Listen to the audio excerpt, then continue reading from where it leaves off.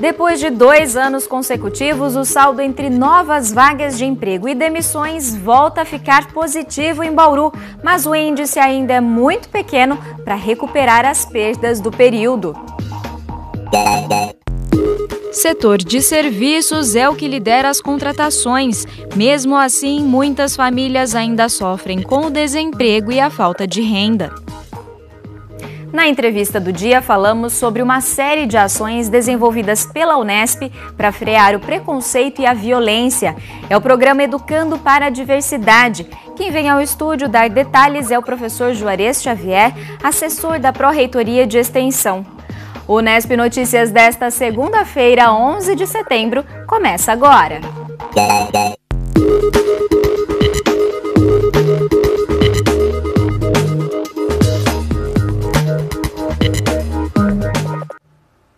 Boa noite. Os 7 primeiros meses deste ano tiveram um saldo positivo de 76 vagas entre o número de contratações e o de demissões aqui na cidade. É um número pequeno, perto dos cerca de 8.000 postos de trabalho fechados nos 2 últimos anos. Mas já é uma esperança para quem procura uma oportunidade. 9 de fevereiro de 2015. Esse foi o último dia de emprego com carteira assinada da Suelen. Desempregada desde então e com 3 filhos para criar, ela sustenta a casa com a ajuda da mãe e de uma pequena pensão que recebe. Um desafio diário. Aos 33 anos, o maior desejo da Suelen é ganhar um novo carimbo na carteira e voltar a fazer parte do time dos empregados. Eu já procurei em todas as áreas, tanto em mercado, loja, indústria, mas não tem serviço mesmo, não tem vaga. É concorrido, às vezes é uma vaga para várias pessoas numa entrevista. Além da concorrência, Suelen esbarra em outra dificuldade na hora de conseguir trabalho, a maternidade. Tá tão difícil o serviço, o emprego, que geralmente nem para entrevista eu sou chamada, né?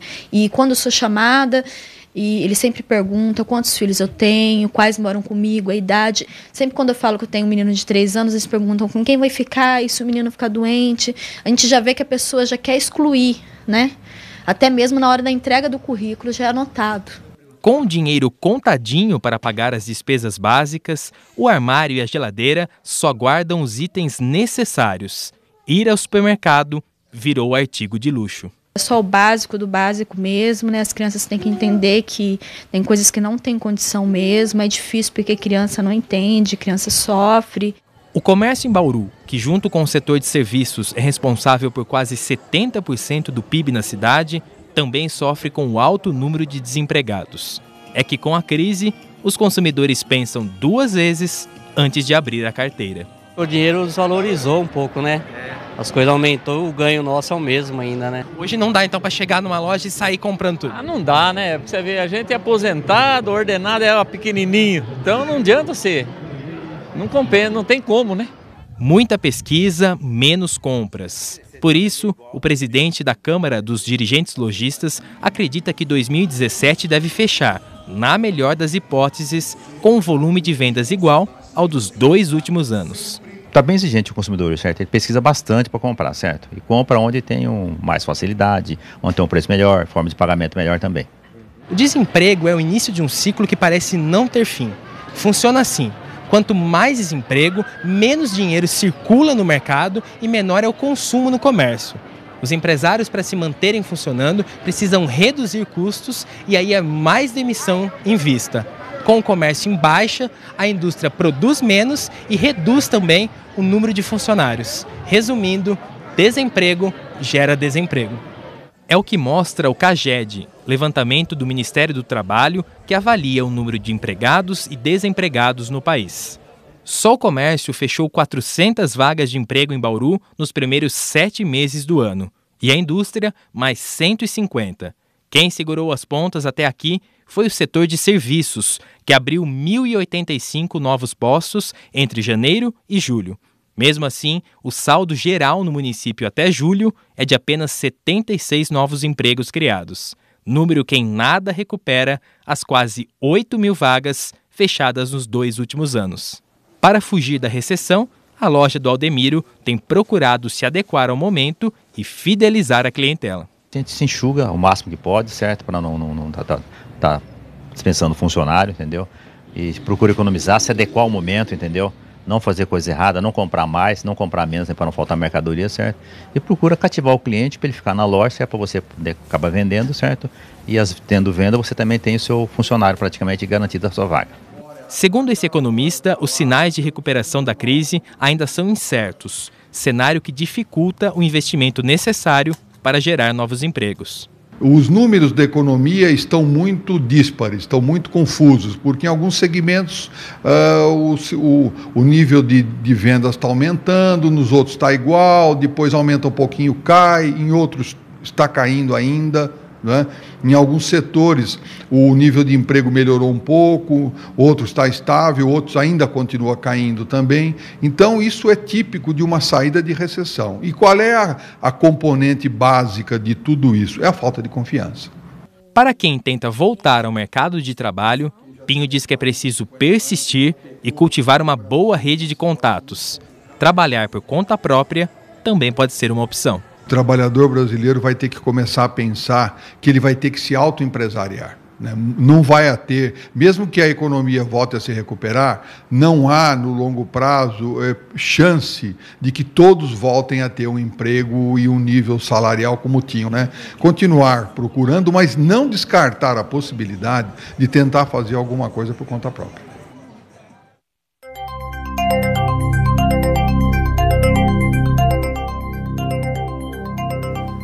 Não parece, mas ainda estamos no inverno. A primavera só começa no dia 22. Mesmo assim, os últimos dias foram bastante quentes e secos aqui em Bauru. E a previsão é de que eles se mantenham assim por pelo menos mais uma semana. Vamos conferir as informações do meteorologista Fernando Tavares no boletim do IPMET. Devemos ter mais uma semana aí de tempo seco, né, com predomínio de sol. As mínimas no início da manhã ficam em torno de 20 graus, né, e máximas aí 34 a 35 graus à tarde.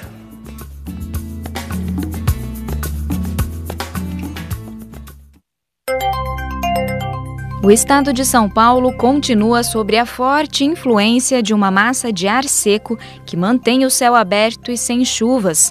Em Bauru, permanecem as condições de tempo seco e temperaturas na casa dos 30 graus. Neste momento, a umidade do ar está em 22%. São registrados ventos de 5 km por hora. Hoje a mínima foi 19 e a máxima chegou aos 33 graus. Para amanhã, mais calor, mínima prevista de 18 e máxima novamente de 33 graus. A Unesp recebe a partir de hoje as inscrições para o vestibular 2018. São oferecidas 7.365 vagas em 173 cursos de graduação. Os candidatos devem acessar o site da Unesp até o dia 9 de outubro para fazer as inscrições. E hoje também termina o prazo para quem vai pedir isenção no pagamento da taxa de inscrição do vestibular ou redução de 50%. Os critérios, os documentos exigidos e o formulário que deve ser preenchido estão disponíveis no site da Unesp. Para quem ainda está na dúvida sobre qual carreira seguir, no site da TV Unesp você encontra o programa Guia de Profissões com detalhes dos cursos de graduação e a atuação dos profissionais no mercado de trabalho. A gente vai agora para o intervalo bem rápido e na volta recebemos no estúdio o professor Juarez Xavier, assessor da Pró-Reitoria de Extensão da Unesp. Ele vem dar detalhes do programa Educando para a Diversidade, uma ação institucional da Unesp. Nós voltamos num instante.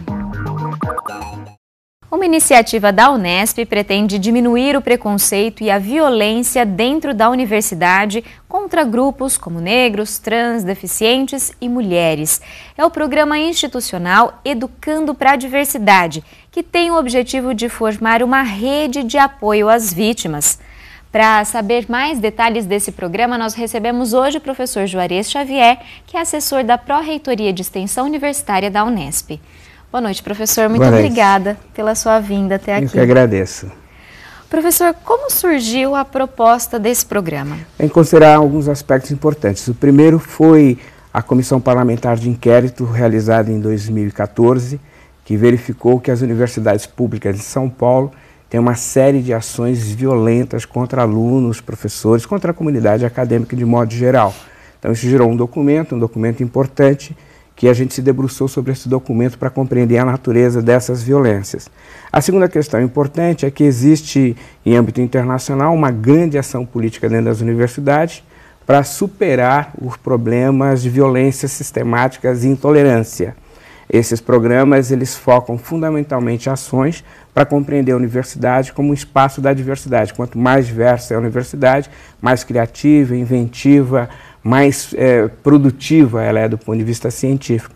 Então, de uma certa forma, são esses dois aspectos fundamentais que motivaram nossa iniciativa.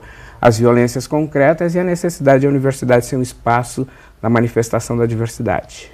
Professor, quando a gente fala em violência, a gente não está dizendo só de agressões físicas, né? Como que esse programa vai se estruturar para estar preparado para acolher, né, diferentes formas, diferentes vítimas de diferentes violências? A ideia fundamental é trabalhar com a observação das violências físicas e a observação das violências imateriais ou simbólicas.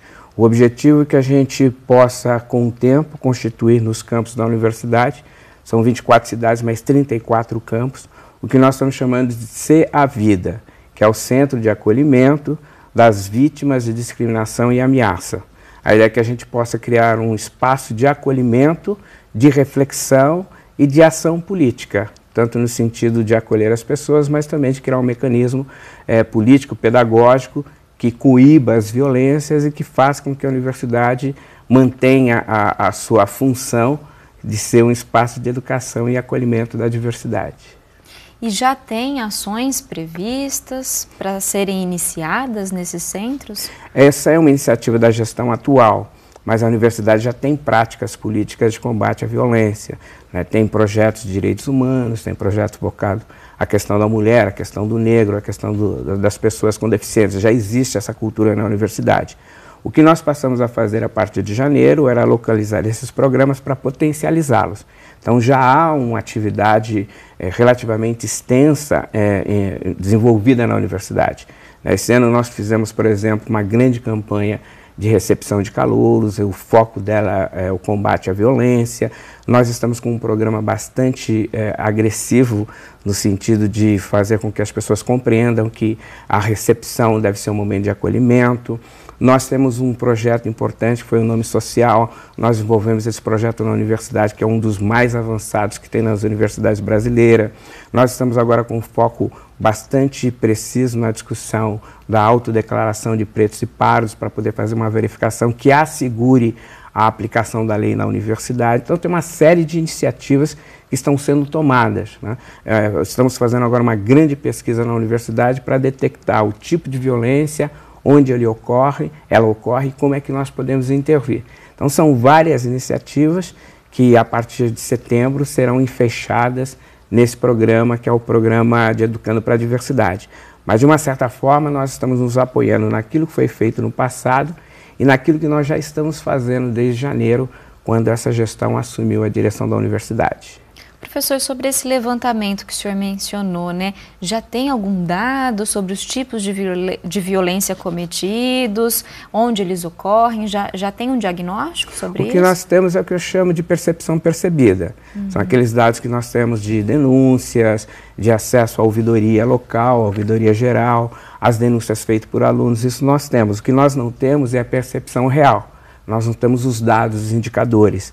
Nós começamos agora a realizar, essa semana, uma grande pesquisa para poder identificar justamente isso. Os dados vão para os campos para serem respondidos, as informações para que nós possamos identificar a natureza da violência, onde ela ocorre, com que frequência ela ocorre e como é que nós podemos combatê-la.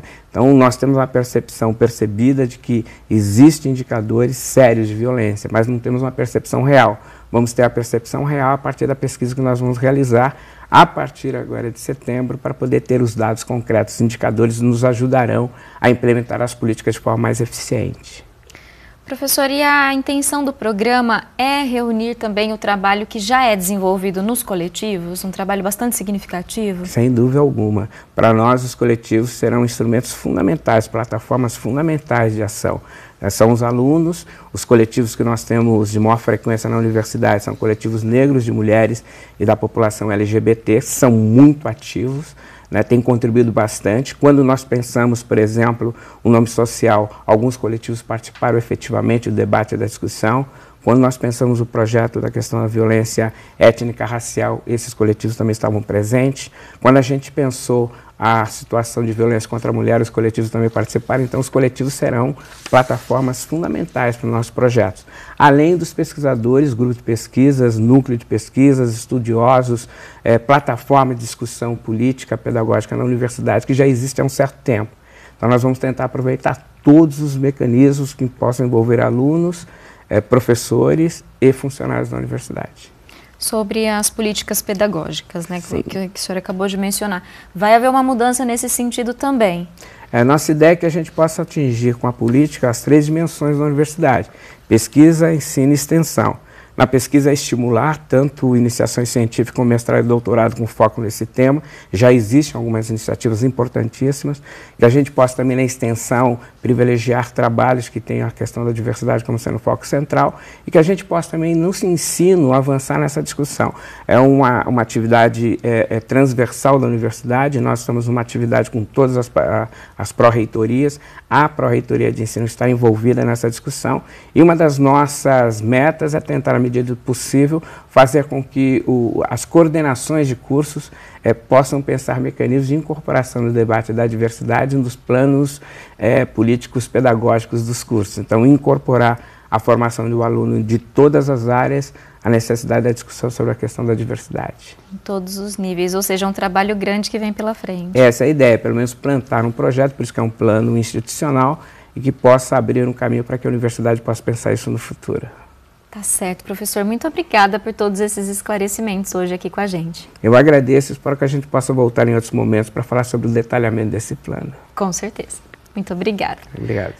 O Unesp Notícias fica por aqui. Acesse o site da TV ou a página no Facebook para rever as reportagens. A gente volta a se encontrar amanhã.